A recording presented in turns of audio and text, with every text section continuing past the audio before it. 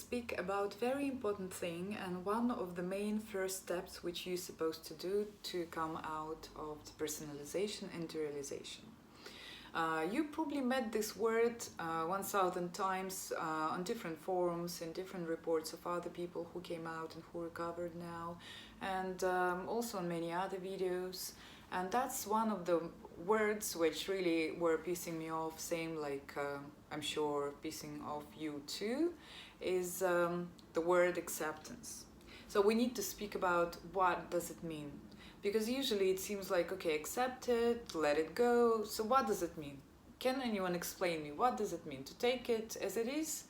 What exactly you need to do to take it as it is? Because otherwise, if that would be so easy, we all would be able to do that. So acceptance. Acceptance means stop producing this tension, stop fighting against this feeling. And that's quite hard. But also I've made so many mistakes by saying to myself, okay, I'm not upset about it anymore. That's fine. I'm happy.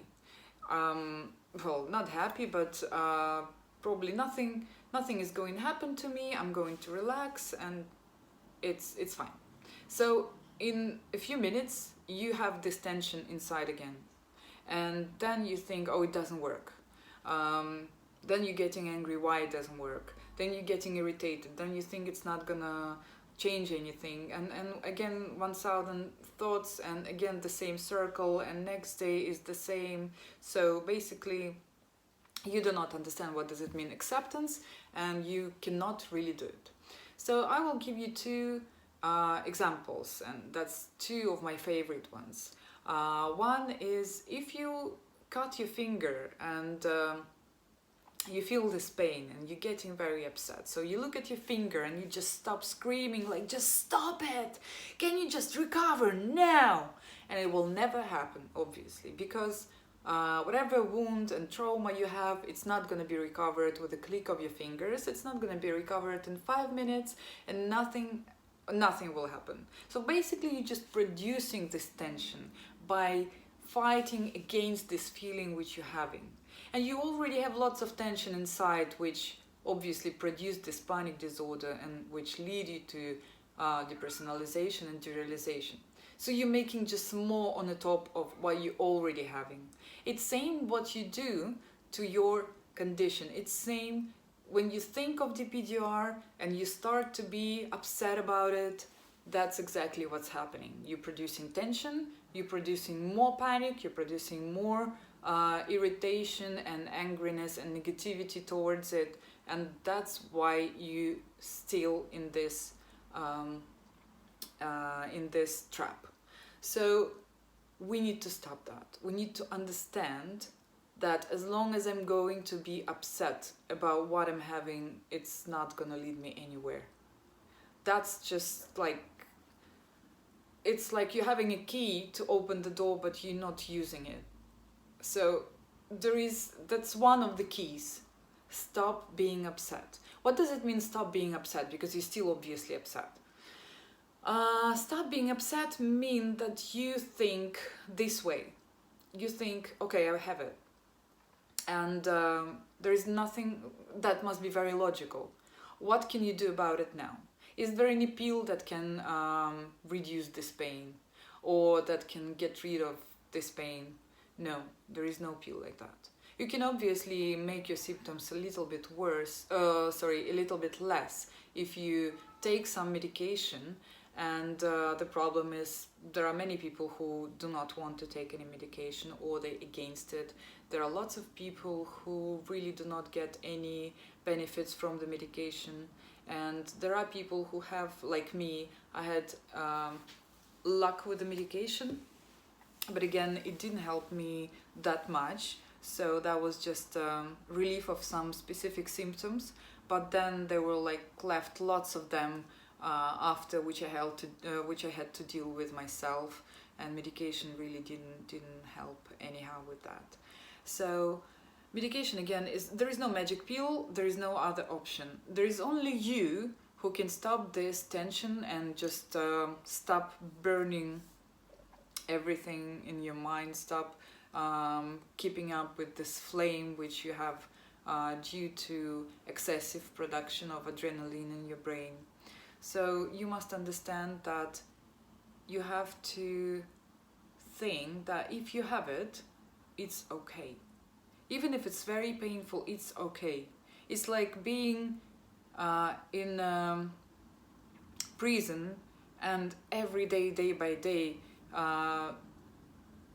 being super upset about it. But you have like 10 years probably of staying there. No, you need to adjust. And same with this condition, you need to adjust. That will be your first step. Adjusting is thinking that, okay, I have it, there are other people who are having absolutely different problems. Everyone is having problems. For some people, there will be like lethal diseases, illnesses, when they will die, like cancer and many others. For some people, their children die, their family members die. So, do you want to be them? No. You have your own specific problem, and you don't have to blame others for being happy or not having this condition. So you need to concentrate on that you have this at the moment, but you need to stop feeling upset. You need to start following your routine. You need to start following your life and not thinking that it's gonna be with me forever. Or the other way, give yourself two options. If it's gonna be forever, it's gonna be forever. I don't care. You need to devalue this thing as panic disorder. You need to stop giving it such a value, like that's the thing which is ruling my life. It's not ruling your life. It's you who is ruling your life, but you using all your strengths to fight it instead of just trying to distress yourself. And that's what you need to do. You need to stop being obsessed. You need to understand that as much as you try to calm down, as much as you try to stop thinking thoughts that making you more tense, that making you more scared, then and only then you will get better. And that's exactly what we need to speak about in my next video, is the replacing of thoughts and changing your habits of making these thoughts patterns, and why thoughts are actually influencing your physical, chemical and biological processes that are happening in your body and in your brain.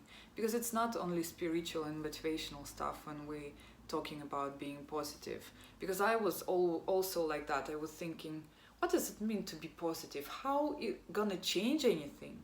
It's just like words like be happy, be kind, like stop being upset. No, because all your neurotransmitters making connections when you producing thoughts, and by producing negative thoughts, scary thoughts, these neurotransmitters start to make different connections, wrong connections, which you do not need. And these connections lead you to anxiety, lead you to depression, and all the other secondary symptoms and secondary conditions which you have.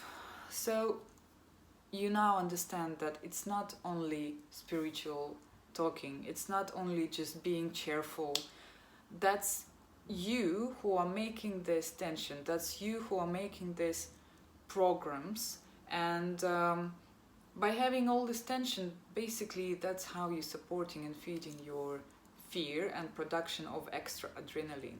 And this extra adrenaline is making you feeling drunk, and that's why you're feeling like foggy, you're feeling unfocused. That's because of this excessive fear, because of this excessive adrenaline.